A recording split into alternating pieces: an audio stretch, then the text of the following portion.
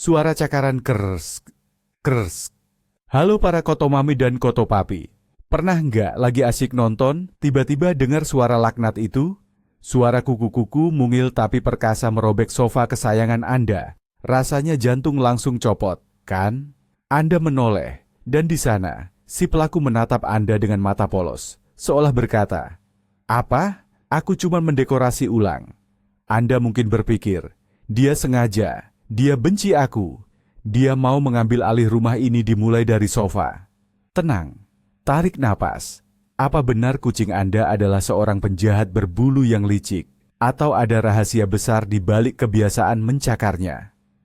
Hari ini kita akan membongkar tuntas misteri ini. Dan saya janji, setelah nonton video ini, Anda akan melihat si perusak kecil itu dengan cara yang benar-benar berbeda. Sebelum kita mulai, coba tulis di kolom komentar, siapa nama arsitek interior ilegal di rumah kalian? Ayo kita absen para preman berbulu. Sebelum kita menyalahkan si Anabul 100%, kita perlu mundur sejenak dan masuk ke dalam pikiran mereka. Ingat, kucing di rumah kita itu pada dasarnya adalah versi mini dari harimau atau singa. Mereka bukan bantal sofa bernyawa yang kerjaannya cuma makan dan tidur. Meskipun kelihatannya begitu. Di dalam DNA mereka, tertanam insting predator yang sudah ada sejak ribuan tahun lalu. Mencakar itu bukan kebiasaan buruk yang mereka pelajari, tapi sebuah kebutuhan fundamental. Sama seperti kita butuh makan, mereka butuh mencakar. Itu adalah bagian dari identitas mereka sebagai kucing. Jadi, ketika mereka menggaruk sofa Anda, mereka tidak sedang berbuat nakal. Mereka hanya sedang menjadi kucing. Tugas kita sebagai orang tua mereka yang baik bukanlah untuk menghentikan insting ini, tapi untuk memahaminya dan menyalurkannya ke jalan yang benar. Jalan yang tidak melibatkan sofa kulit baru Anda. Jadi, alasan pertama dan paling utama kucing mencakar adalah untuk menandai wilayah. Ini adalah insting purba yang sangat kuat. Coba perhatikan telapak kaki mereka, atau yang biasa kita sebut kacang polong. Di antara bantalan-bantalan imut itu, terdapat kelenjar bau khusus. Saat mereka mencakar permukaan, kelenjar ini melepaskan feromon, yaitu semacam pesan kimiawi yang tidak bisa kita cium, tapi sangat jelas bagi kucing lain. Pesan itu intinya berbunyi, "Ini milikku. Jenderal Meow pernah di sini. Dilarang melintas tanpa izin." Jadi, ketika kucing Anda mencakar ujung sofa yang paling sering Anda duduki, dia sebenarnya bukan merusak, tapi justru mengklaim Anda dan area itu sebagai bagian dari koloninya. Dia mencampurkan baunya dengan bau Anda. Romantis, kan? Meskipun cara menunjukkannya agak merusak properti. Ini seperti seniman grafiti yang meninggalkan tag atau tanda khasnya di seluruh kota, tapi versi kucing. Selain meninggalkan jejak bau yang tak terlihat, cakaran juga berfungsi sebagai penanda visual. Ini seperti memasang bendera di wilayah kekuasaan. Bekas cakaran yang dalam dan vertikal itu adalah pesan yang sangat jelas bagi kucing lain yang mungkin mampir ke rumah Anda. Pesannya adalah, lihat goresan ini dibuat oleh kucing yang besar, kuat, dan percaya diri. Jangan macam-macam di wilayah ini. Kucing sering memilih lokasi yang strategis untuk papan reklam visual mereka ini, seperti di dekat pintu, jendela, atau area lalu lalang utama di rumah. Mereka ingin semua orang, baik manusia maupun kucing lain, tahu siapa bos di rumah itu. Jadi, sofa Anda yang malang itu sebenarnya telah diangkat menjadi monumen kekuasaan sang penguasa berbulu. Sebuah pengingat konstan bagi semua penghuni rumah tentang siapa yang sebenarnya memegang kendali. Sebuah karya seni yang sayangnya tidak bisa dijual. Alasan penting lainnya adalah untuk perawatan kuku.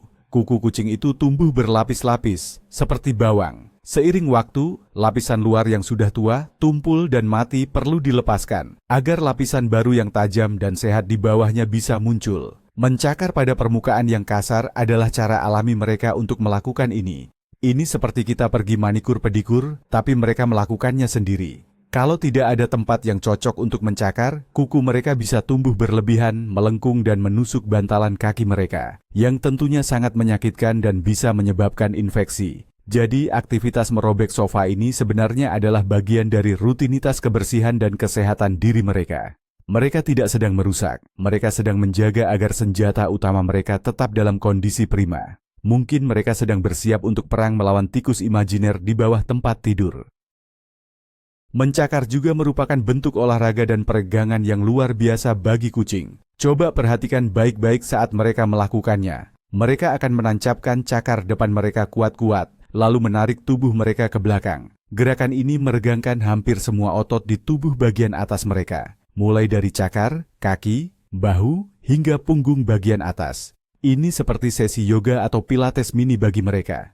Peregangan ini sangat penting untuk menjaga kelenturan dan kekuatan otot, terutama setelah tidur siang yang panjang, yang mana bagi kucing bisa berlangsung selama 16 jam. Jadi, setiap kali Anda melihat mereka merusak sofa setelah bangun tidur, anggap saja mereka sedang melakukan peregangan pagi untuk memulai hari mereka. Mereka sedang mempersiapkan diri untuk tugas-tugas penting hari itu. Tidur di tempat lain, menatap dinding, dan meminta makan seolah-olah belum makan selama setahun. Percaya atau tidak, mencakar juga merupakan cara kucing untuk melepaskan emosi. Sama seperti manusia yang mungkin berteriak ke bantal atau memukul samsak saat stres, kucing mencakar untuk melepaskan energi yang terpendam. Perhatikan deh, mereka sering mencakar saat merasa sangat gembira, misalnya ketika Anda baru pulang kerja. Itu adalah cara mereka mengekspresikan, "Hor, manusiaku sudah pulang. Aku senang sekali sampai harus merobek sesuatu." Di sisi lain, mereka juga bisa mencakar saat merasa cemas, frustrasi, atau stres, misalnya karena ada kucing baru di lingkungan sekitar atau ada perubahan rutinitas di rumah.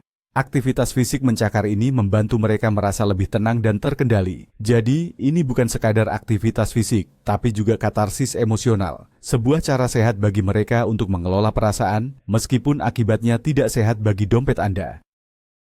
Sekarang, mari kita hancurkan mitos terbesar. Kucing saya mencakar sofa karena dia dendam atau marah pada saya. Ini adalah kesalahan fatal dalam memahami psikologi kucing. Kita seringkali melakukan antropomorfisme, yaitu memproyeksikan emosi dan logika manusia ke hewan peliharaan kita. Kucing tidak beroperasi dengan konsep balas dendam yang rumit seperti manusia. Otak mereka tidak berpikir, tadi pagi makananku telat 5 menit, sebagai balasannya aku akan merusak kursi kulit mahal kesayangannya. Logika mereka jauh lebih sederhana dan berdasarkan insting. Mereka mencakar karena permukaannya terasa enak, lokasinya strategis, dan aktivitas itu sendiri memuaskan kebutuhan fisik dan emosional mereka. Tidak ada niat jahat di baliknya. Mereka hanya melakukan apa yang terasa benar dan alami bagi seekor kucing. Jadi, berhentilah merasa bahwa ini adalah serangan pribadi. Ini bukan tentang Anda, ini murni tentang mereka. Lalu, kenapa harus sofa? Kenapa kursi makan? Kenapa karpet mahal? Jawabannya sederhana, obsesi terhadap tekstur. Kucing sangat pemilih soal permukaan yang mereka cakar. Mereka mencari sesuatu yang kokoh dan tidak bergerak saat mereka menariknya. Sofa dan kursi berlapis kain kasar atau bahan kulit memberikan perlawanan yang sempurna. Mereka juga menyukai material yang bisa mereka robek dan tinggalkan jejak yang memuaskan. Suara kain yang sobek dan sensasi cakar yang menancap dalam-dalam itu ibarat memecahkan bubble wrap bagi mereka. Sangat adiktif. Karpet juga menjadi sasaran empuk karena memungkinkan mereka untuk melakukan peregangan horizontal. Jadi, pemilihan target mereka bukanlah karena nilai barang tersebut, melainkan karena properti fisiknya. Di mata kucing, sofa mahal Anda dan sebatang pohon di luar rumah memiliki fungsi yang sama, tempat manikur dan gym yang sempurna. Jangan lupakan elemen audio. Ternyata, suara yang dihasilkan saat mencakar juga merupakan bagian dari kepuasan bagi si kucing. Suara krska yang membuat kita merinding ketakutan itu adalah musik di telinga mereka. Suara sobekan yang keras dan jelas memberikan umpan balik langsung bahwa mereka telah melakukan pekerjaan dengan baik. Ini adalah konfirmasi auditori bahwa mereka kuat dan berhasil meninggalkan jejak yang signifikan. Gabungan dari sensasi fisik saat cakar menancap, peregangan otot yang nyaman, pelepasan feromon dari kelenjar bau, jejak visual yang ditinggalkan, dan suara yang memuaskan menciptakan sebuah pengalaman sensorik yang lengkap dan sangat memuaskan bagi kucing. Ini adalah paket lengkap kebahagiaan kucing. Jadi, ketika Anda mendengar suara itu, jangan panik. Anggap saja kucing Anda sedang menikmati konser rock pribadinya, di mana sofa Anda adalah gitarnya. Sekarang kita masuk ke bagian solusi. Dan inilah aturan emas nomor 1, yang seringkali menjadi kesalahan fatal para pemilik kucing. Jangan pernah memarahi, menghukum, atau menyemprot kucing saat mereka mencarar. Saya ulangi, jangan pernah. Kenapa? Karena kucing tidak akan mengerti hubungan antara perbuatannya, mencakar sofa, dengan hukuman Anda, teriakan, atau semprotan air. Yang mereka pelajari hanyalah bahwa kehadiran Anda bisa menjadi sumber hal yang menakutkan dan tidak menyenangkan. Ini akan merusak ikatan kepercayaan antara Anda dan kucing Anda. Bukannya berhenti mencakar, mereka hanya akan belajar untuk melakukannya saat Anda tidak ada. Hukuman hanya akan menciptakan rasa cemas dan stres, yang ironisnya bisa memicu mereka untuk lebih banyak mencakar sebagai cara menenangkan diri. Ini adalah lingkaran setan yang harus Anda hindari. Ingat, kita ingin menyelesaikan masalah, bukan menciptakan masalah baru. Jika tidak boleh dimarahi, lalu bagaimana? Jawabannya ada pada satu benda keramat, tiang garukan atau scratching post. Ini bukan sekadar aksesoris atau mainan tambahan. Ini adalah perabotan wajib bagi kucing Anda, sama pentingnya dengan kotak pasir atau mangkuk makanan. Anda tidak bisa hanya berharap kucing Anda tahu bahwa sofa itu terlarang. Anda harus memberinya alternatif yang jauh lebih menarik dan memuaskan. Mengatakan jangan cakar sofa tanpa menyediakan tempat lain untuk mencakar itu sama saja seperti melarang anak kecil menggambar, tapi tidak memberinya kertas dan krayon. Itu tidak adil dan tidak akan berhasil. Investasi pada tiang garukan yang berkualitas adalah investasi untuk kesehatan mental kucing Anda dan keselamatan furnitur Anda. Anggap saja ini sebagai sajen perdamaian untuk sang penguasa rumah. Oke, Anda sudah membeli tiang garukan, tapi kucing Anda malah mencuekinya dan tetap memilih sofa. Apa yang salah? Kesalahan umum berikutnya adalah soal penempatan. Di dunia properti, kuncinya adalah lokasi, lokasi, lokasi. Hal yang sama berlaku untuk properti kucing. Jangan letakkan tiang garukan di sudut ruangan yang tersembunyi atau di gudang. Ingat, salah satu fungsi mencakar adalah untuk menandai wilayah di area penting. Jadi, letakkan tiang garukan di tempat kucing Anda paling sering menghabiskan waktu atau di dekat furnitur yang sudah menjadi sasarannya.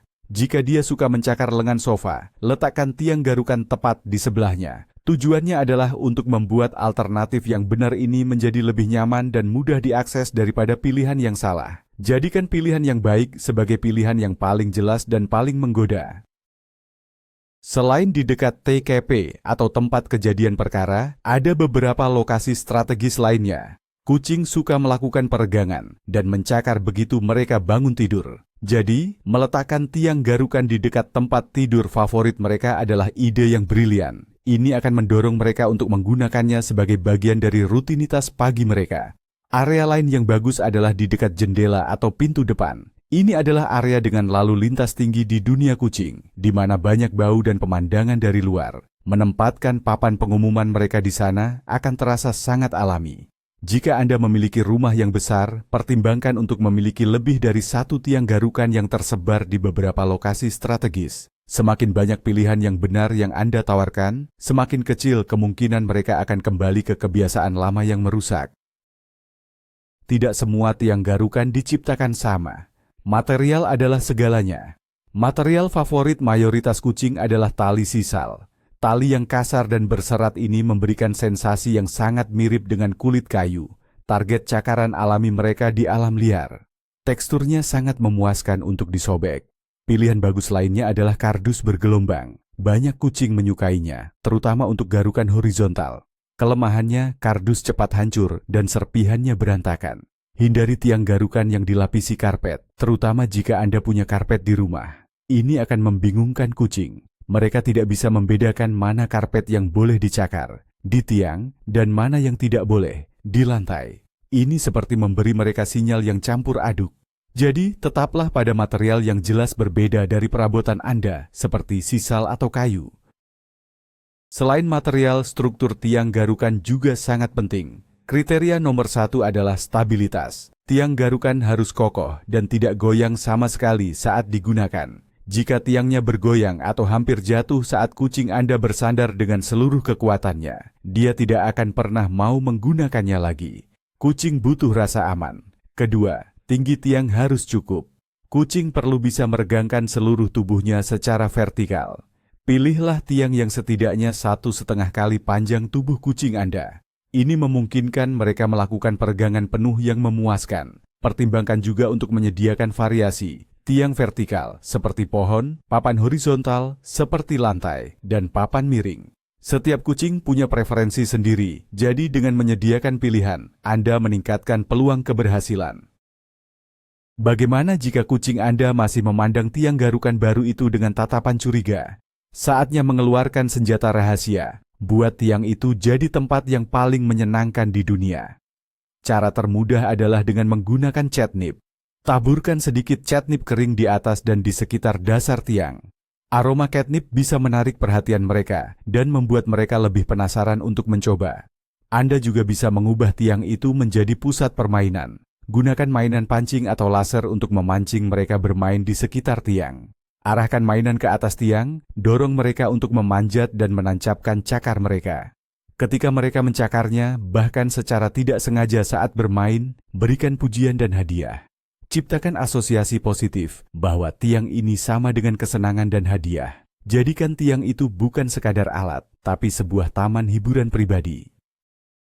Seni pengalihan adalah kunci kesabaran. Apa yang harus dilakukan ketika Anda memergoki mereka sedang beraksi di sofa?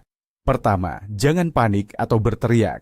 Buatlah suara yang singkat dan tajam untuk menginterupsi, seperti tepukan tangan sekali atau ucapan "psst" yang tegas. Ini cukup untuk menghentikan mereka tanpa menakut-nakuti. Begitu mereka berhenti, segera dengan tenang angkat mereka dan pindahkan ke tiang garukan. Letakkan kaki depan mereka di tiang. Anda bisa menggaruk tiang itu dengan kuku Anda untuk mencontohkan. Begitu mereka mulai mencakar di tempat yang benar, bahkan jika hanya 1 atau 2 kali, langsung berikan pujian yang melimpah. Katakan, "Anak pintar," dengan suara manis. Beri mereka elusan atau berikan camilan favorit mereka.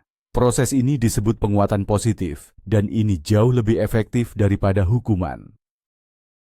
Sambil mengajarkan di mana tempat yang boleh untuk mencakar, kita juga bisa membuat tempat yang terlarang menjadi kurang menarik. Ini adalah strategi 2 arah. Ada beberapa cara untuk melakukan ini. Banyak kucing membenci permukaan yang lengket. Anda bisa menempelkan selotip 2 sisi, double-sided tape, khusus untuk hewan peliharaan di area yang sering mereka cakar. Sensasi lengket di bantalan kaki mereka biasanya cukup untuk membuat mereka kapok.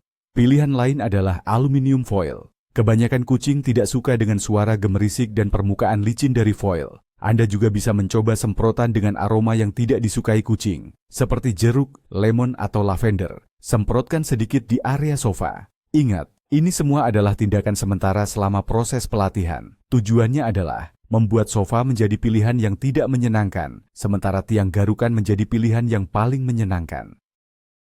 Memotong kuku kucing secara teratur adalah langkah pendukung yang sangat membantu. Penting untuk dicatat, ini tidak akan menghentikan keinginan mereka untuk mencakar, karena mencakar bukan hanya soal mengasah kuku, tapi ini akan secara signifikan mengurangi tingkat kerusakan yang bisa mereka timbulkan. Kuku yang ujungnya tumpul tidak akan merobek kain sofa separah kuku yang tajam seperti jarum.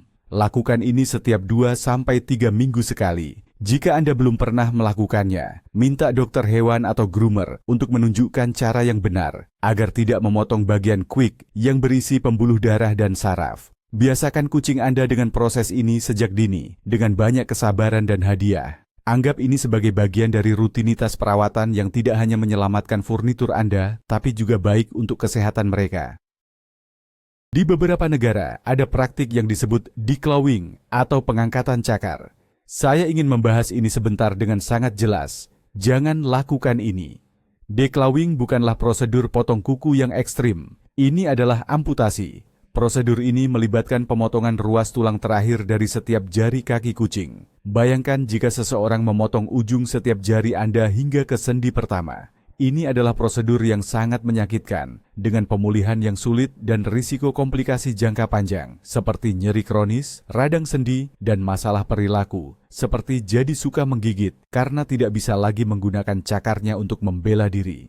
Ada banyak cara yang manusiawi dan efektif untuk mengelola perilaku mencakar tanpa harus menyakiti hewan kesayangan kita. Declawing adalah jalan pintas yang kejam dan tidak perlu. Terakhir, dan yang paling penting dari semuanya, bersabarlah. Mengubah kebiasaan yang sudah mendarah daging pada hewan membutuhkan waktu, konsistensi, dan pemahaman. Tidak ada solusi instan. Mungkin akan ada hari-hari di mana kucing Anda kembali ke sofa, dan itu tidak apa-apa. Jangan berkecil hati. Teruslah konsisten dengan pengalihan yang positif. terus buat tiang garukan menjadi tempat yang menarik, dan terus berikan pujian untuk setiap kemajuan kecil. Anda sedang berkomunikasi dengan spesies yang berbeda, mencoba mengajarkan aturan dunia manusia kepada mereka. Hargai setiap langkah kecil ke arah yang benar. Ingatlah bahwa Anda tidak sedang melawan kucing Anda. Anda dan kucing Anda adalah satu tim yang bekerja sama untuk menciptakan rumah yang harmonis bagi semua penghuninya, baik yang berkaki 2 maupun yang berkaki 4. Jadi, begitulah ceritanya teman-teman. Kucing Anda bukanlah seorang perusak furnitur yang jahat. Dia adalah makhluk dengan insting kompleks yang hanya mencoba memenuhi kebutuhannya dengan cara terbaik yang dia tahu. Mencakar adalah bahasa mereka. Itu adalah cara mereka mengatakan, "Aku di sini, ini rumahku, aku sehat, dan aku bahagia." Sekarang Anda tidak hanya tahu kenapa mereka melakukannya, tapi Anda juga punya semua alat yang Anda butuhkan untuk mengarahkan perilaku alami itu ke tempat yang tepat. Sofa yang sedikit robek adalah harga yang sangat kecil untuk semua dengkuran, usapan kepala, dan cinta tanpa syarat yang mereka berikan setiap hari. Bukan? Terima kasih sudah menonton. Jika video ini membantu membuka mata Anda, jangan lupa tekan tombol like, subscribe, agar kita bisa terus belajar bareng, dan bagikan video ini ke teman Anda yang sofanya juga sedang menangis minta tolong. Pertanyaan terakhir untuk kalian. Apa trik paling berhasil yang pernah kalian coba untuk menyelamatkan furnitur? Bagikan kebijaksanaan kalian di kolom komentar.